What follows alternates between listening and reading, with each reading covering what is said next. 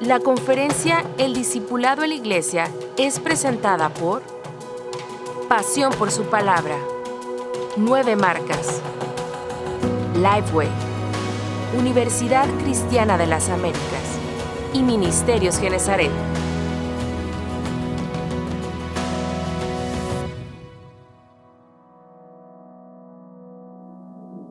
Me da gusto poder acompañarlos en esta conferencia y convivir otra vez, vernos muchos que nos vimos el año pasado y ahora este año otra vez. Siempre parte del propósito, creo, de estas conferencias no son las conferencias en sí, sino la convivencia y las conversaciones que tenemos entre nosotros que también nos animan a seguir adelante en el ministerio que Dios nos ha dado. Entonces, gracias a Dios por sus vidas, gracias a Dios por esta comunión en Cristo Jesús y, claro, meditando y pensando en maneras prácticas en las cuales podemos aplicar estos principios. Esta es una conferencia que originalmente tenía Giancarlo y al último momento la cambiamos. Pero quiero pensar en esto que vamos a estar hablando más como un paréntesis, no como un fundamento del discipulado, sino como nada más una conversación sobre algunas cosas muy, muy prácticas acerca del discipulado, considerando la era en la que vivimos. Entonces nada más quiero recorrer con ustedes algunos de los retos que enfrentamos en el discipulado. Entonces el título de esta conferencia es Discipulando en una era de distracciones. Todos sabemos, creo, bien cuál es ese reto. ¿Cuántos de ustedes tienen su teléfono ahí enfrente de ustedes? ¿Cuántos dejaron su teléfono en otro lugar y no está aquí? No, si no está en este cuarto su teléfono con ustedes. Pero no hay nadie que dijo, yo voy a dejar mi teléfono en el cuarto y en la noche voy por él.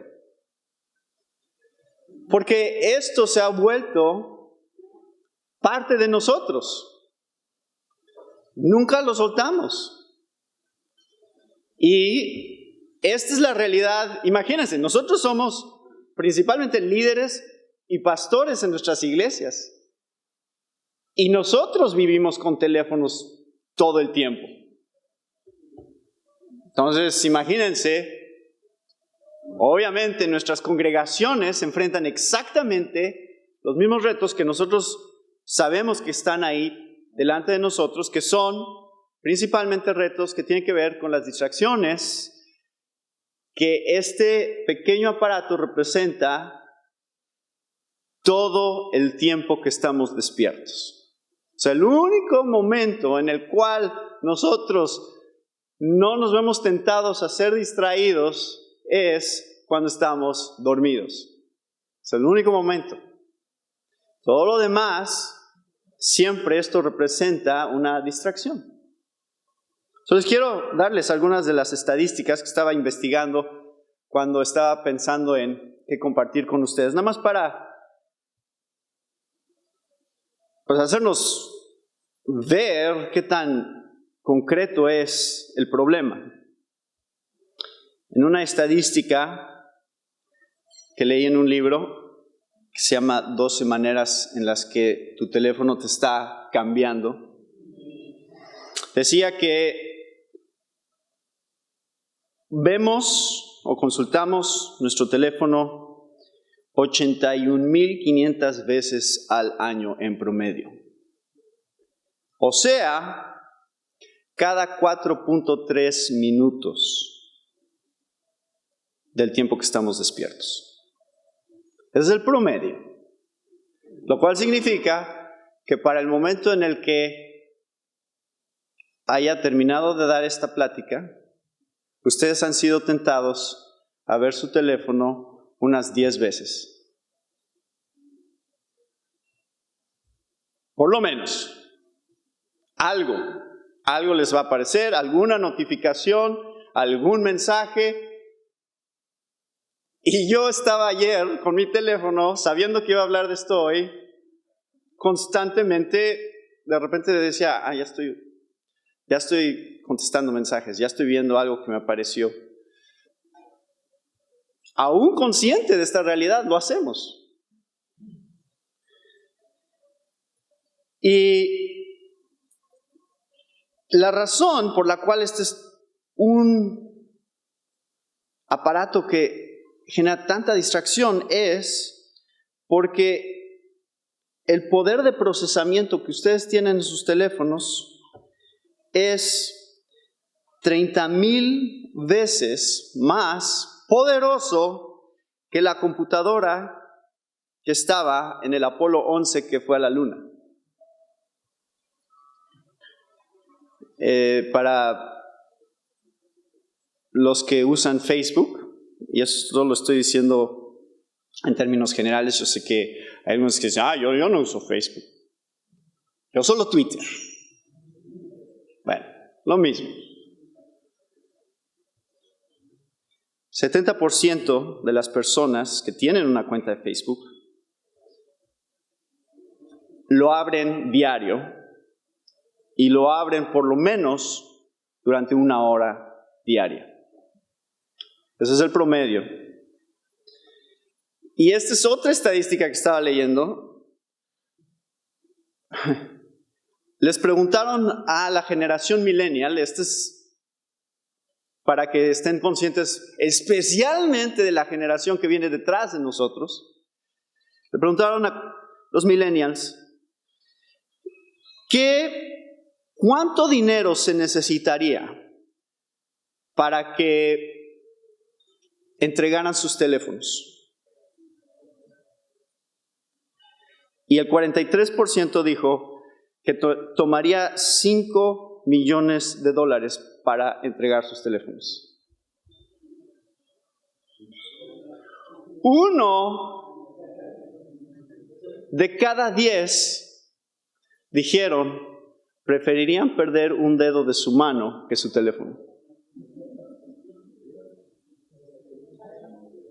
Entonces, ¿por qué es que las distracciones son tan poderosas? ¿Qué es lo que hace que esta tecnología se haya convertido en algo que amamos y deseamos tanto? Bueno, creo que la razón es porque simplemente amplifica y nos da la oportunidad de explorar los ídolos que hay en nuestros corazones. Las cosas que nuestro corazón desea en diferentes grados serán reflejados en lo que buscamos para nuestro entretenimiento y para nuestra distracción. La primera es, por supuesto,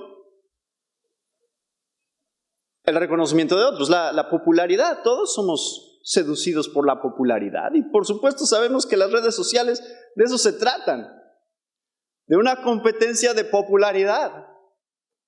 Y ustedes saben exactamente de qué estoy hablando. Ustedes van a entrar a mi Facebook en algún momento y van a ver cuántos amigos tengo. Van a decir, yo tengo más amigos que Natán.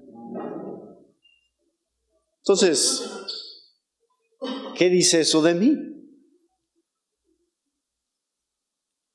Y claro, eso otra vez está mostrándonos, el problema en realidad no son las redes sociales. ¿Cuál es el problema? Nuestro corazón. Eso es más una amplificación de cosas que hay ahí que a lo mejor ni siquiera habíamos pensado, ni siquiera nos habíamos dado cuenta. Y entonces, la tecnología simplemente nos permiten hacer lo que queremos hacer mejor. ¿No es cierto? Es lo único que hace la tecnología, es que lo que yo quiero hacer, yo lo pueda hacer mejor de lo que podría hacerlo sin esa tecnología. Entonces, por eso es que siempre hablamos de, cuando están los políticos hablando acerca de la solución para nuestro país y mencionan la educación como uno de estos temas tan grandes que dicen, si tan solo tuviéramos una mejor educación, entonces habría menos crimen, habría menos problemas en la sociedad. Y nosotros como cristianos sabemos que eso no es cierto. Sabemos que la educación es como la tecnología. ¿Qué va a hacer la educación? Permitirte hacer lo que quieres hacer mejor. Por eso, algunos de los más grandes criminales de todos los tiempos eran de las personas mejor educadas. Porque eso no soluciona lo que hay en nuestro corazón. Entonces, quiero analizar con ustedes este fenómeno. Otra vez, esto es algo muy práctico que nada más quiero repasar con ustedes, buscando cómo se aplica esto con los fundamentos que hemos estado viendo ayer y hoy, y que vamos a estar viendo en un rato. Creo que el problema, vamos a dividirlo en dos partes, el problema y la solución. Muy sencillo lo que quiero platicar con ustedes, nada más meditar un poquito cuál es la tensión aquí, cuál es el reto que tenemos por delante y luego hablar un poquito en base a los principios que ya hemos estado viendo, cómo es que podemos enfrentar estos retos en nuestro discipulado en la iglesia. Entonces, número uno, el problema es que esta tecnología nos aleja del trabajo. Es el primer problema, ¿no? Es decir, amplifica nuestra tendencia hacia ser flojos. Había otra encuesta que estaba leyendo que decía que 20% del tiempo que pasan los estudiantes en los salones de clases lo pasan distrayéndose con sus teléfonos, cuando deberían de estar poniendo atención a lo que está diciendo el maestro. De hecho, se me hace baja esa cifra, ¿no? 20%, bueno. Supongamos que ese es el caso. Está permitiéndonos dejar de pensar y dejar de esforzarnos en pensar para distraernos con algo que apela a nuestra flojera natural. Así que necesito una distracción, necesito uno de esos jueguitos donde están cayendo unas pelotas y tienes que ver cómo encajan con diferentes colores. No sé cuál es el final del juego, pero me distrajo.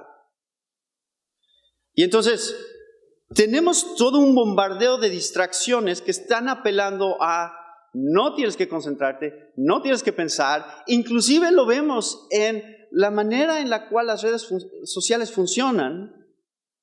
Con lo que es popular, tiende siempre a ser lo que sea más corto, ¿verdad? Entonces, yo me he dado cuenta, si yo pongo una frase,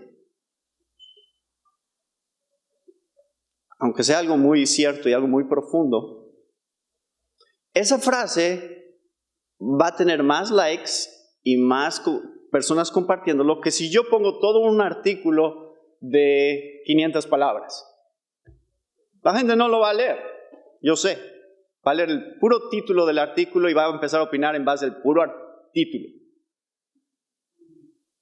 Porque la gente no quiere leer más que una frase. Entonces nos estamos acostumbrando a pensar en cosas muy, muy cortitas y, por supuesto, para los que están aquí, que son de las editoriales de libros, saben el reto que esto representa, porque entonces significa que cada vez menos vamos a tener la tendencia a leer un libro completo. Yo prefiero que solamente me des la mejor frase del libro y ponla ahí en Facebook para que la pueda leer y decir, sí, me gusta. Entonces, creo que ¿Creen que eso es un reto para el discipulado? Claro que sí, porque estábamos escuchando a Mateo ayer hablar acerca de cómo vamos a estudiar de una manera más profunda la Biblia y el tiempo que eso representa y el esfuerzo que eso representa para ahondar en el texto y pensar y hacer las preguntas correctas. Por supuesto que la gente no va a querer hacer eso. Y cada vez menos. Entonces, bueno, incluso les voy a mencionar algo que leí. Además es algo para pensar y es interesante. Y me acordé porque vi estos libritos que imprimieron con los himnos. Y el artículo que leí decía que hoy en día los congregantes de las iglesias no se saben de memoria los himnos de la iglesia. O se lo saben más o menos, pero no tan bien como generaciones previas se sabían de memoria los himnos de la iglesia. Y en el artículo el análisis era que la razón por la que no se saben de memoria los himnos es porque nos hemos acostumbrado tanto a un proyector en donde van pasando pequeñas frases a la vez, 2 o 3 líneas, y cambia. Y en otras épocas tenían toda la letra delante de ellos todo el tiempo. Entonces tú podías adelantarte y leer la siguiente estrofa si querías, o regresarte y volver a leer una estrofa que ya habías cantado, y siempre tenías toda la letra ahí, y eso generaba que fuera mucho más fácil que de repente te dieras cuenta que ya te sabías el himno de memoria. Y ahora, no es una crítica, nosotros en nuestra iglesia ya usamos un proyector, no estoy diciendo que es la única manera de hacerlo, pero sí muestra la tendencia que tenemos a pensar en maneras muy cortas, en frases muy cortas, en conceptos muy limitados todo el tiempo. Entonces, ese es número 1, tenemos el reto de que las distracciones nos alejan del trabajo. Es decir, tenemos flojera versus enfoque.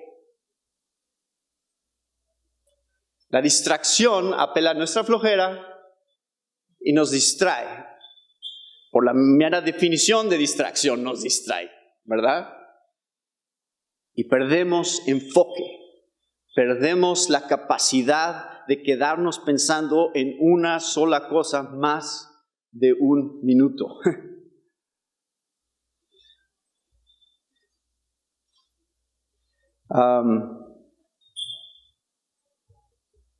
Le preguntaron a Tim Keller, cuál crees que es la más grande lucha para los cristianos en su comunión con Dios? Y él dijo, ruido y distracción. Es más fácil tuitear que orar. Y eso lo dijo en un tuit.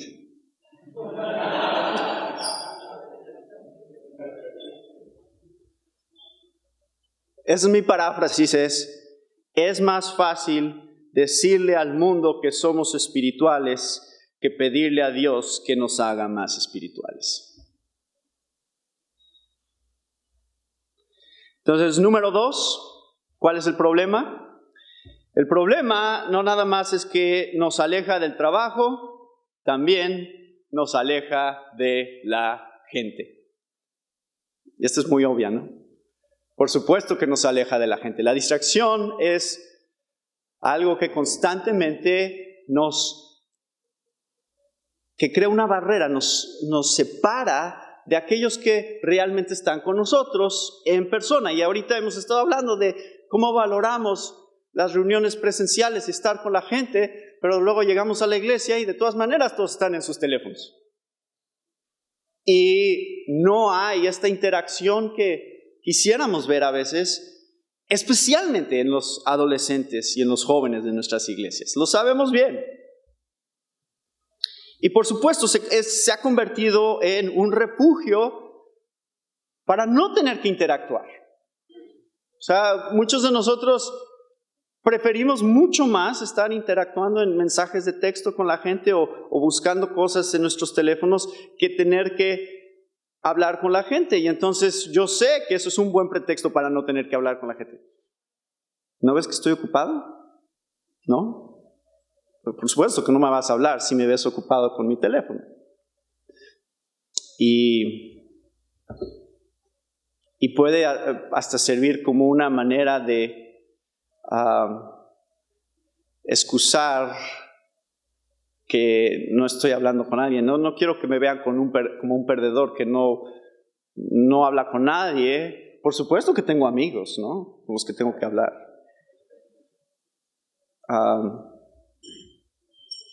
Entonces, hay un sentido de individualismo que se ha generado con esto. Entonces tenemos, nada más para mostrarles cómo se ven estos 3 problemas de los que vamos a estar hablando. Primero, nos aleja del trabajo, es decir, flojera versus enfoque. Nos aleja de la gente, es decir, individualismo versus comunidad. Y número 3, nos aleja de Dios.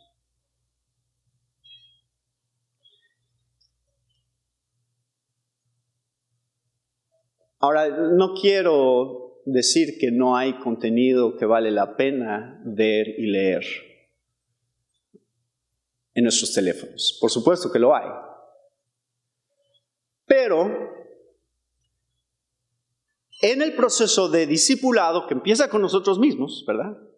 Tenemos que evaluar qué porcentaje de lo que estamos consumiendo nos está acercando a Dios. ¿Y qué porcentaje simplemente es distracción? Pura distracción.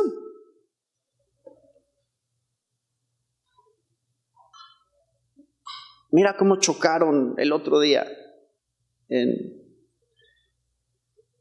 el periférico. O mira lo que está sucediendo con estas mascotas que tiene la gente, ¿no? Y entonces todas estas cosas que constantemente nos están distrayendo para verlas. Pero entonces el punto ahí es que estamos lidiando con una lucha entre lo temporal y lo eterno. Esa va a ser la lucha constante que está buscando captar nuestra atención. Todo lo que estamos viendo va a irse en alguna de estas 2 direcciones. Lo que estoy viendo, lo que estoy consumiendo, tiene que ver con las cosas que pasarán y que realmente no importan, o tienen que ver con las cosas que son permanentes y que tienen que ver con el reino de Dios. Y esa es una pregunta que no solamente nosotros nos tenemos que hacer constantemente, sino que tenemos que ayudar a nuestros jóvenes y a las personas de nuestra congregación a entender cómo hacer ese proceso de discernimiento constante en sus propias vidas. Para que todo el tiempo estén diciendo, Señor, ¿esto te honra? ¿Esto que estoy consumiendo tiene que ver con la eternidad y con tu reino y me está edificando a mí o me está edificando a otros? Y son preguntas que simplemente nosotros entendemos que nosotros tenemos que lidiar con esto. Miren,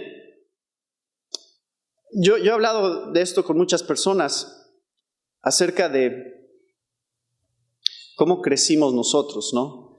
Y siempre estamos hablando de que nosotros no crecimos con la misma tecnología que hay hoy en día.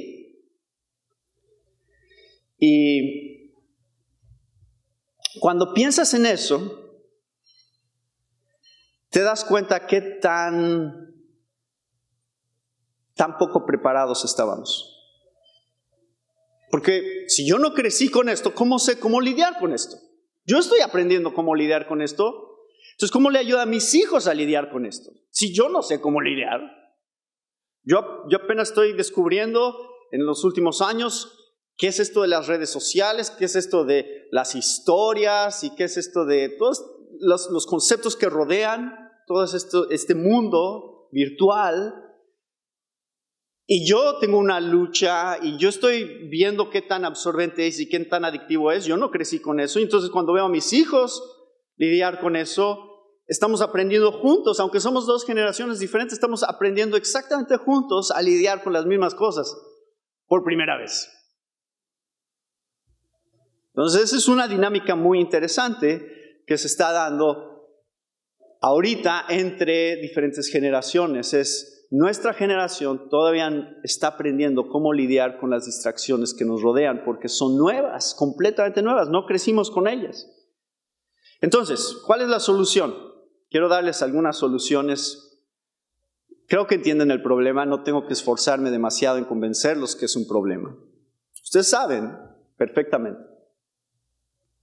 Pero ¿cuáles son algunas de las soluciones que podemos encontrar? Número 1, la solución no es la prohibición o la nostalgia. Y ahorita les voy a explicar a qué me refiero. No es la prohibición o la nostalgia. ¿A qué me refiero con nostalgia? Muchos de nosotros hemos recurrido a la nostalgia como una solución. Es decir, decimos justamente eso. Como en mi tiempo no existía esta tecnología, hacemos parecer que realmente la solución sería regresar a esos tiempos, donde no existía la tecnología que tenemos hoy. Si tan solo ustedes supieran lo que es tener que sacar un mapa de la guantera para encontrar cómo llegar a donde quieren llegar. Si tan solo supieran lo que significa tener que buscar un teléfono público para avisarle a mis papás dónde ando y cuándo voy a llegar. Si supieran esas cosas, entonces ya no sería un problema esto de las distracciones constantes. No es la distracción, no es la nostalgia la solución, porque la distracción siempre ha estado ahí, solo ha tomado nuevas formas. Y Eclesiastés 7:10 dice, no digas, ¿por qué fueron los días pasados mejores que estos? Pues no es sabio que preguntes sobre esto. El autor de Eclesiastés dice, no es sabio decir, antes era mejor que ahora. ¿Por qué creen que ese es el consejo de Eclesiastés? Porque Dios es soberano, por eso. Y no vamos a negar la soberanía de Dios al decir, creo que se le está yendo de las manos esto a Dios. Creo que Él no sabía que esto iba a ser un problema cuando permitió que el iPhone se inventara. No, o sea, entendemos que Dios está guiando la historia y entendemos que esta tecnología es buena, puede ser usada para bien. Y entonces tenemos que ayudar a entender a la congregación que la prohibición de la tecnología no es la solución. Es decir, todos tiren sus iPads y todos tiren sus teléfonos porque eso es del diablo y eso nada más les trae toda clase de tentaciones. Eso no es la solución. Porque donde no hay una distracción, adivinen qué va a pasar. Va a haber otra. Vas a encontrar en dónde invertir tu tiempo. No es en realidad la tecnología que está delante de nosotros el problema. El problema nuevamente está en nuestro corazón y nosotros sabemos que siempre vamos a buscar algo que nos llene. Entonces, si tú quitas una cosa, algo más va a entrar ahí. ¿No es cierto? Entonces, la solución no es la extracción, sino la sustitución. Es decir, tienes que mostrarle a tu congregación a través del discipulado que hay algo mejor. Ese es nuestro objetivo. En el discipulado estamos tratando de mostrarles a nuestros congregantes qué es lo mejor Vamos a llegar a eso en un momento. Creo que hay una buena ilustración en la palabra acerca de esto. Está en Lucas 10. Lucas 10, versículo 38. Ya conocen esta historia. Dice, aconteció que yendo de camino entró en una aldea y una mujer llamada Marta le recibió en su casa. Esta tenía una hermana que se llamaba María, la cual, sentándose a los pies de Jesús, oía su palabra. Pero Marta se preocupaba con muchos quehaceres y acercándose dijo, Señor, ¿no te da cuidado que mi hermana me deje servir sola? Dile pues que me ayude. Respondiendo Jesús le dijo, Marta, Marta, afanada y turbada estás con muchas cosas, pero solo una cosa es necesaria. Y María ha escogido la buena parte, la cual no le será quitada. ¿Estaba haciendo algo bueno Marta? ¿Sirviéndole de comer a Jesús? ¿Creen que es necesario y bueno? Claro. Eso no hay nada malo con lo que está haciendo Marta. ¿Cuál es el problema? Prioridades. Ese es el problema. ¿Qué es más importante ahorita? Es lo que le está diciendo Jesús. Hacer de comer ahorita no es lo más importante. Entonces, hay tantas cosas buenas en nuestra vida y así es como justificamos mucho del tiempo que pasamos en nuestros teléfonos, porque decimos, no es que no es malo lo que estoy viendo. Esto es necesario.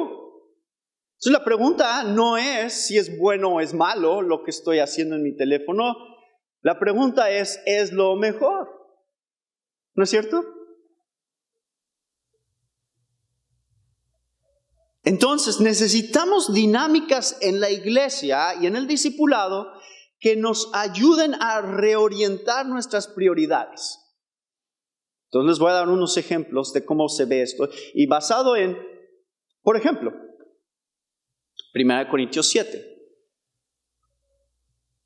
¿Qué dice Pablo acerca de la frecuencia con la que un matrimonio debería tener relaciones sexuales? Hay una pista ahí de lo que dice Pablo, que dice que sea muy común, que sea muy frecuente, excepto ¿cuándo? Cuando quieren reorientar sus prioridades. Cuando se dan cuenta, ¿sabes qué? Nos hace falta enfocarnos un poquito más en la oración en nuestras vidas. Por esa razón está bien. Y el sexo es algo bueno. Pero a veces es necesario abstenerse de cosas buenas para pensar en las mejores. Entonces, normalmente pensamos en el ayuno como algo que tiene que ver con la comida, ¿no? Y decimos, si nos preguntan, ¿en tu iglesia ayunan? Decimos, no, por lo menos no muy seguido. Y en algunos hermanos es muy evidente. Pero el concepto bíblico del ayuno, ¿cuál es? El concepto bíblico del ayuno realmente no tiene nada que ver con la comida. El concepto bíblico del ayuno es reorientar nuestras prioridades. Eso es simplemente lo que es el ayuno. Es decir, a ver, algo bueno que voy a hacer a un lado, nada más para acordarme que hay algo más importante. Entonces, yo les propongo, ¿cómo podríamos implementar en nuestras iglesias el ayuno de la tecnología? No es prohibición, no es decirle a la iglesia, no deben de usar sus teléfonos y desháganse de su tecnología. Es, ¿cómo podemos en el discipulado decirle a la congregación, propónganse a un periodo de tiempo en algún momento, a lo mejor en la semana o a lo mejor en el mes, en el que ustedes dicen, por un día, no voy a usar mi teléfono para acordarme que tengo que orar y eso es más importante. O a lo mejor unas horas. Porque si veíamos la estadística que tenemos la tendencia a checar nuestros teléfonos cada 5 minutos, ya decir 2 o 3 horas sin mi teléfono va a ser un reto. Yo acabo de hacer ese ejercicio. Fuimos hace poco a Amazonas, un grupo de nuestra iglesia, a visitar una misión. Y aunque es una aldea ahí medio escondida y pensarías que no hay señal, hay señal. Y entonces varios de los que iban estaban obsesionados todo el tiempo con encontrar en qué partes de la comunidad estaba la señal para sus teléfonos. Pero yo me determiné, estuvimos ahí 3 días, que en esos 3 días iba a poner mi teléfono en modo avión y ni llamadas telefónicas, ni mensajes de textos, ni internet. Y eso fue algo nuevo para mí, 3 días sin internet. Es raro. Pero adivinen qué, sobreviví. Aquí estoy, vivo, no pasó nada, no se acabó el mundo. Fue un buen ejercicio. Estoy planeando cuándo lo voy a volver a hacer. Entonces, eso es algo que yo les propongo como una de las maneras en las cuales podemos solucionar este problema. Nada más es recordando a la congregación que siempre hay algo mejor si es que tiene que ver con el reino de Dios y con nuestra relación con Dios. Y este pasaje nos apunta a un principio bien sencillo en nuestro discipulado en la iglesia. Y ese principio es, nuestra tarea, hermanos, constantemente es simplemente enseñarle a la iglesia el contraste entre lo temporal y lo eterno. Temporal y eterno. Temporal y eterno. Pero eso es lo que hace la Biblia. ¿No es cierto? No se hagan tesoros en la tierra, porque en la tierra se acaban. Háganse tesoros en el cielo, porque ahí nunca se acaban. Ese enfoque lo necesitamos tener todo el tiempo con nuestra congregación, recordando lo que está en este pasaje. Esta historia de Marta y María creo que ilustra perfectamente este enfoque de, mira, sí es importante hacer la comida, sí hay cosas temporales en las que debemos enfocarnos, pero hay cosas más importantes. Y cuando esté delante de nosotros la opción entre una o la otra y veamos la necesidad de enfocarnos en lo eterno, tenemos que aprender a tener la disciplina para poner a un lado las cosas que son temporales y decir, voy a enfocarme en lo que yo sé que es para siempre. La vida es corta. Necesitamos escoger deliberadamente, porque la vida no se arregla automáticamente en prioridades. Tenemos que ser intencionales en relación a las prioridades. Entonces, este libro que yo estaba leyendo, el autor ponía un ejemplo y me gustó. Dice, de vez en cuando, nada más para acordarte de esto, de vez en cuando haces este ejercicio. Estás agarrando tu teléfono, lo bajas, levantas tu mano y te imaginas una milla hacia tu izquierda, que son, ¿qué? 1800 metros, 1600 metros, 1.6 kilómetros. Eso es la historia de la humanidad. Esta es tu vida. Y hacia la derecha, infinito. La eternidad. Dice, de vez en cuando haces ejercicio, nada más para poner en perspectiva qué estás haciendo con tu tiempo, qué está representado aquí con lo que mide tu mano y una milla hacia allá. Desde el principio de este mundo. Y entonces, hermanos, le vamos a ayudar mucho a nuestra congregación cuando nuestros jóvenes, por nuestro ejemplo, aprendan a no preguntar tanto, ¿qué tiene de malo? ¿No es esa una de las preguntas más comunes del discipulado? Pero hermano, ¿qué tiene de malo esto o eso? Entonces no es la pregunta más importante que debes de hacerte, ¿qué tiene de malo? La pregunta más importante que tienes que hacerte es, ¿qué tiene de eterno? ¿No? Esa es la pregunta más importante. Y si en nuestro discipulado estamos ayudando a la gente a constantemente pensar de esa manera, entonces van a empezar a discernir cómo lidiar con las distracciones que los están bombardeando todo el tiempo. Entonces, hermanos, es un asunto de enfoque. Jesús está hablando de enfoque aquí en el versículo 42 de Lucas 10. Dice, una sola cosa es necesaria. Es decir, enfócate en una cosa nada más y haz de eso tu prioridad. Todo lo demás es secundario. Todo lo demás no importa.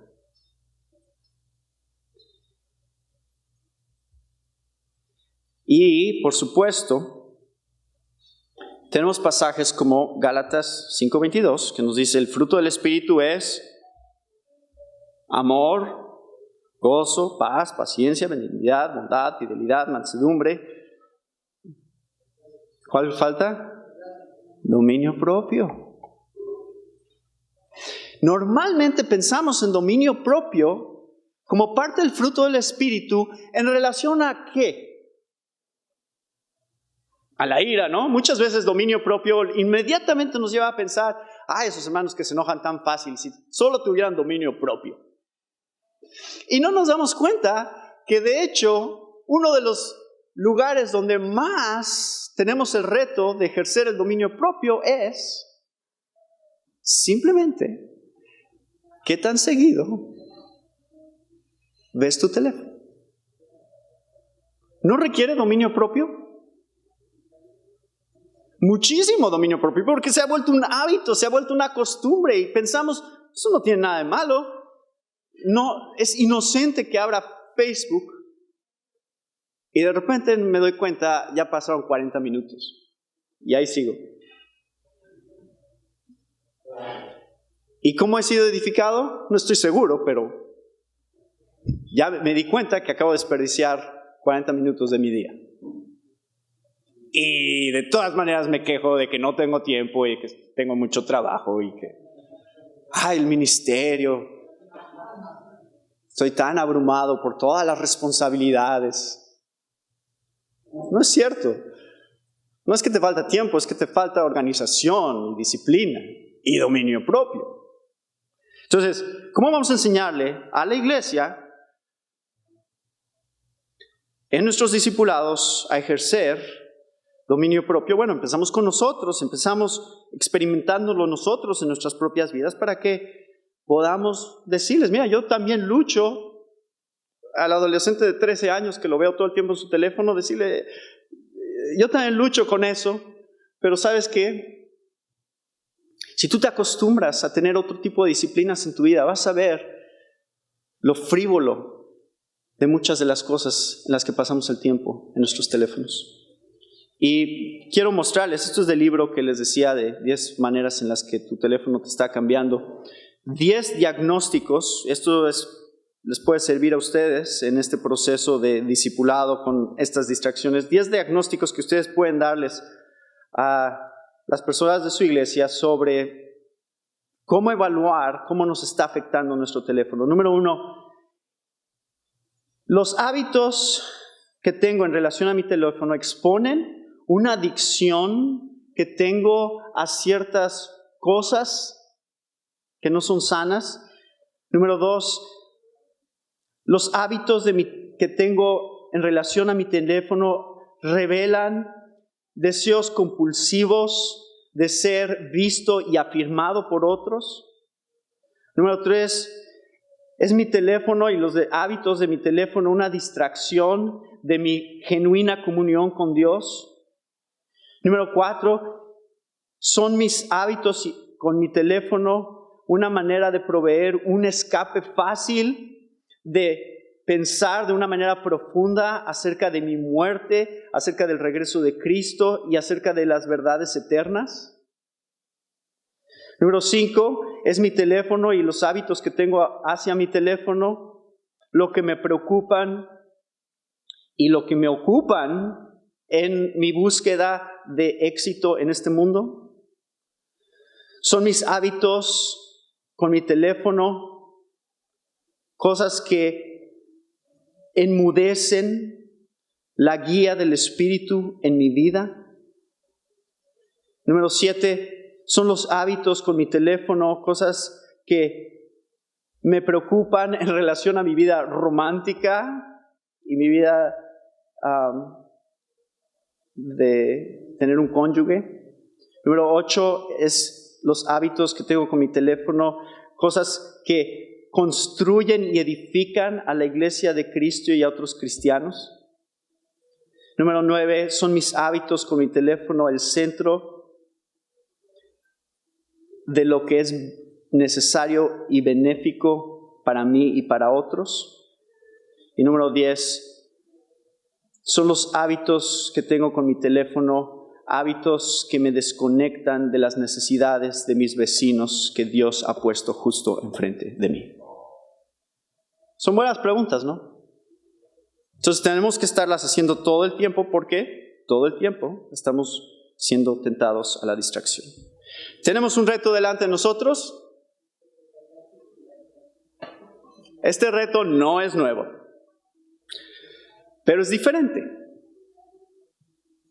Las distracciones siempre han estado, pero tenemos que entender como pastores cómo se ve y cómo ha cambiado la dinámica de nuestra cultura y nuestra sociedad. Y si somos personas que van a apuntar a la gente hacia Cristo, entonces más vale que podamos identificar las distracciones que están compitiendo por su atención. Por nuestra atención. Así que mostrémosles un gozo más grande. Peleemos la batalla de vivir para las cosas que no se ven. Porque las distracciones son por su mera naturaleza tangibles, ¿no es cierto? Las distracciones son cosas que están ahí, por eso nos tientan. Porque las podemos ver, las podemos disfrutar en el momento. Pero Hebreos 11:1 dice, ahora bien, la fe es la certeza de lo que se espera, la convicción de lo que no se ve. Porque por ella recibieron aprobación los antiguos. Así que, hermanos, las distracciones son inevitables. Solamente tenemos que administrarlas sabiamente, ayudando a la gente a enfocarse. Eso es de lo que habla Hebreos 10, versículo 23. Mantengamos firme la profesión de nuestra esperanza sin vacilar, porque fiel es aquel que prometió. Considerémonos cómo estimularnos unos a otros al amor y a las buenas obras, no dejando de congregarnos como algunos tienen por costumbre, sino exhortándonos unos a otros y mucho más al ver que el día se acerca. Así que, entre más cerca estamos de la segunda venida de Cristo, es más urgente enfocarnos en la eternidad. Y ese, hermanos, es el reto que yo pido a Dios que nos ayude a cumplir. Gracias, Señor, por este tiempo juntos. Gracias por tu palabra.